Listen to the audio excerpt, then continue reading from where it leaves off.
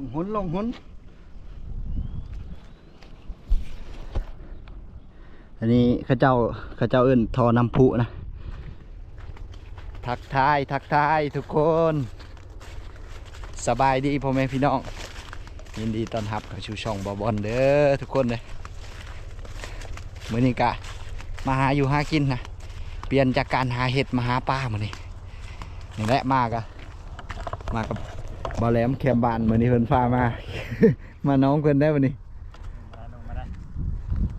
บ่ได้อันนั้นหลายทุกคนแต่ว่าเดี๋ยวเราจะลงไปเอาปลาขึ้นมาให้เบิ่งว่าสิได้หลายน้อยซำใดนะนี่แหละอยู่หลังเฮือนเพิ่นเฮือนหลังใหญ่ ไปลงพอมาแล้วเราใจดีขนาด มื้อนี้บ่มีใครมาเนาะเฮ้ยเนาะมื้อนี้คนยังบ่เลิกงานปานใดมีคนทยอยมาทุกคนมองเวียดเด้อนี่เด้อเบิ่งมองเวียดมันนี่สิถึกหลายซำใดราคาลักแสน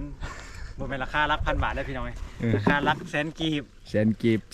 ประมาณ200 กว่าบาทฮอดบ่200ฮอดเลยเนาะโอ้ย200 กว่าบาทนั่นก็แสนกว่าน่ะบ่แม่นพันบาทเด้อทุกคนประมาณ200นี่แหละมองเวียดบ่คืออยู่ไทยแล้วอยู่ไทยนี่หัวบักใหญ่มันสิระดับพันนี่แหละคันว่าแล้วมี FC ผู้หนึงว่าสิฝากมองมาให้ได้บ่แลมแต่ก็สะม้อยเลยหาว่าออกมาอะไรเฮาก็ดีใจนะคือว่าเพิ่นสิฝากมาลีโออยากฝากให้บ่บ่อนใส่ได้เอามองไทยหั่นนะมันเป็นจังได๋มองไทยแต่ว่าอันมองกันผู้มานำเฮามื้อนั้นน่ะเขามาหาแต่เขานะคักถ้าได้มองถึกหลายได้ปามมองไทยเขามองกาเหือใบนะพี่น้องราคาถวยบิน มื้อใดบ่ได้กินแล้วถวยบินรถเนาะ เอาเดี๋ยวลงก่อนทุกคนเด้อมื้อนี้บ่แลมเพิ่นว่ามีกำหนดได้บ่ให้ค่ำผมกลับเมื่อมันสิไปครัวแล้วมันสิมืดเนี่ยมื้อน่ะเอาหลายเด้ครัวจนมืดจนดึกแล้วเนาะคอยเอาน้อยนึงมื้อน่ะเมื่อกับบ่ได้เฮ็ดละเห็นบ่ได้ดึกปานใดว่าน้อยนึง น้อยนึงแล้วจะเอาหลายมื้อน่ะมื้อนี้เอาใหม่เด้อมื้อนี้มองตัวเฮาถือกับตัวบ่แลมใส่เดี๋ยวนี้ฮะคนละขนาดได้ทุกคนตัวนี้สิใหญ่กว่าน้อยนึงตัวนี้เป็นมอง6หรือมอง7นี่แหละตัวบ่แลมถือนะเป็นมอง4มอง5นี่นะ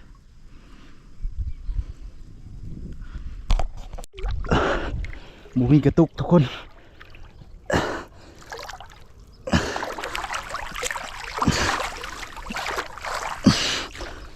ลอยอย่างเดียว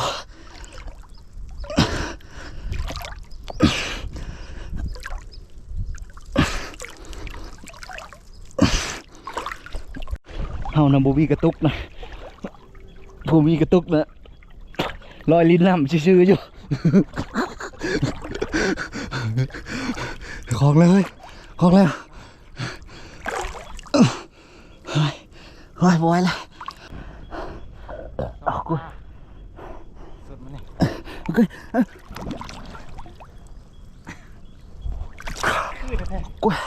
กูมีบนถือกูมีบนจับอันเถอะ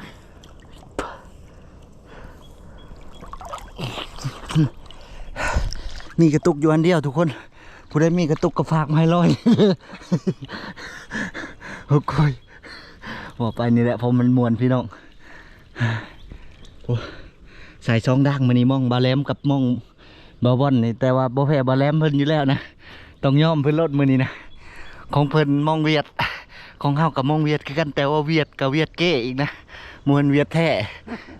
ก็ยังไข่แน่อยู่เวียดกับเวียดป้อมอีกเทื่อนึง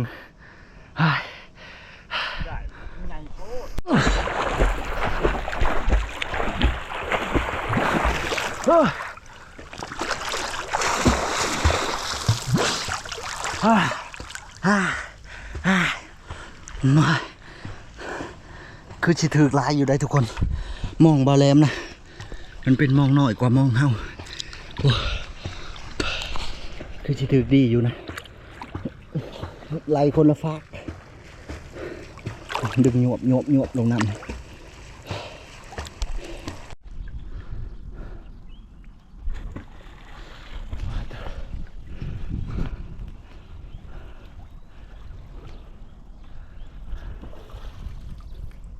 นางหนึ่งใส่อยู่หัน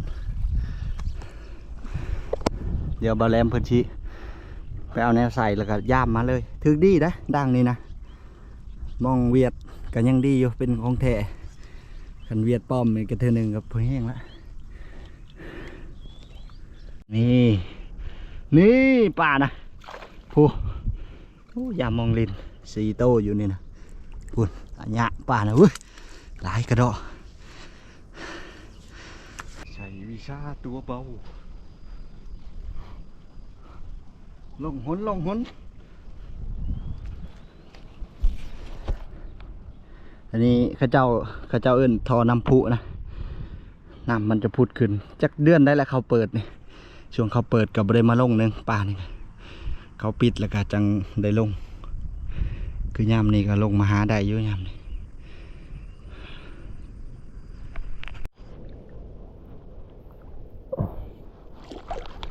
ใช่ไม่ร้ายปะ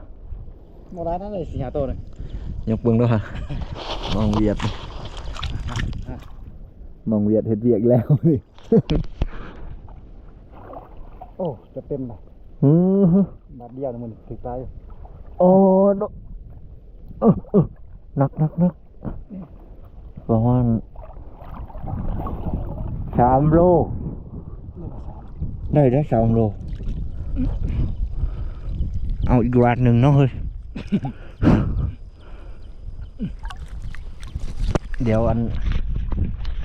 มาสิกู้มองเลยกู้แล้วก็ไปชายคางนั้นอีกไกลบ้านหนึ่งแล้วก็กู้เมื่อเลยทุกคนเฮ้ยมาลินน้ำมานี่ลินน้ำได้ป่านะไหลป่านี่ทุกคนอันนี้ก็ย่ามแล้วก็กู้มาเลยยังถือลายเติบแต่ว่าเดี๋ยวเราจะปิดเอาปลาตัวนี้แล้วก็ใส่ไม้อีกไหลอีกเทื่อนึงแล้วก็จะได้กู้เมื่อเลยบ่เนี่ย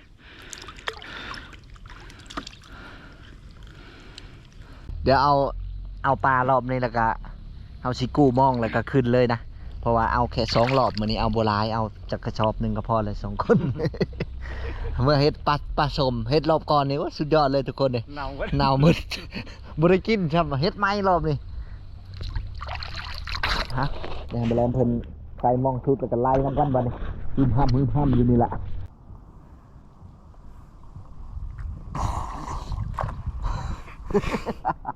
นี่โอ้โหมื้อนี้โอ้เอาโอ้นักเติบนี่มือสิหักเลยนี่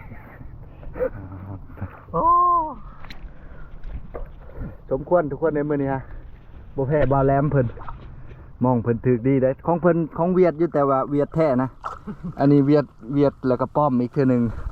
ก็เลยบ่ถึกปานใดนะเดี๋ยวเราจะปลดปลาแล้วก็เดินทางกลับมันนี่แต่ว่าตัวนี้ใส่งามๆนะพอปิ้งเลยบะไรเมื่อตัวนี้นะเมียคอยก็มักอยู่ได้ซ้ำนี่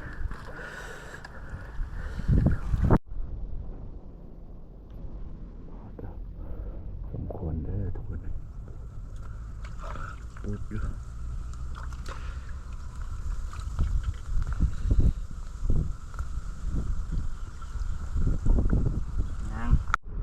ทุกคนวันนี้เฮาก็สิได้เมื่อปั้นปลากันอยู่เฮือนบ่แหลมพุ่นแหละมันเหลือทงแยงอันนี้นะก็เลยเมื่อปลดอยู่เฮือนอย่างน้อยหนึ่งไป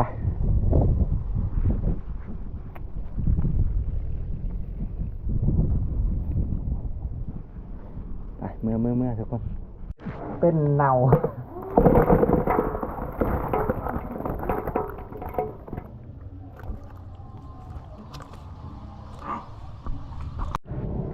บางคนก็ว่าแม่นปลาหมอคางดำบ่กับนี่แหละทุกคนจักแมนบ่แมนนะเฮาก็บ่ฮู้ว่ามันเป็นในใดปลาหมอคางดำแต่เฮาก็เอิ้นว่าปลานิลมันหลายเลยปลานี่นะถือว่าในน้องอันนั้นนี่มีแต่ปลาคอกับมันนี่แหละบ่แลมปั้นไหม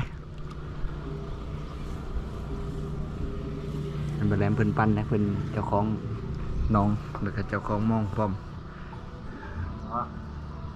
ปั่นเขาลายแล้วลายกับลายเจ้าของน้องเนาะ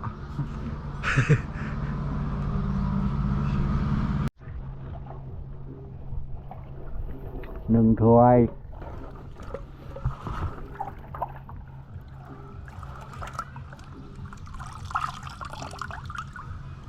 1 ถ้วย คนละถ้วย อ๋อคนละถ้วยนะเต็มชามเลย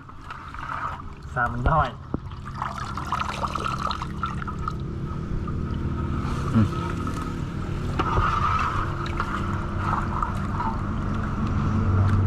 เอาเดี๋ยวเราครับ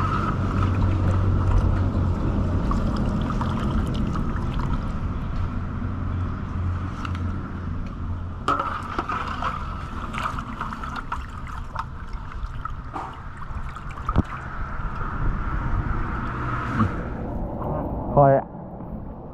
พอเลยได้บ่เอาให้กันจ้ะพอแล้วจะเอามันเลอะพอแล้วเดี๋ยวคอยเอาตัวนี้ตัวเป็นนี่มาปล่อยหอมหน่อยหนึง เอาตัวเป็นพร้อม ตั้งกลับคนทุกคนบันนี้นะเดี๋ยวก็เด้อบันแลมเด้อใจขอบใจอ่ะทุกคนนี่ก็เท่ากับปั้นปลาแล้วเราก็มาคั่วเด้อเห็ดคั่วเห็ดแห้งแล้วก็เห็ดปลาสมนี่ลองเบิ่งรอบนี้เห็ดบัวลายได้ปลาสมประมาณ10 โตเห็ดทดลองเบิ่งแต่ว่าตัวนี้เขาสิเห็ดแห้งนะเห็ดคั่วแล้วก็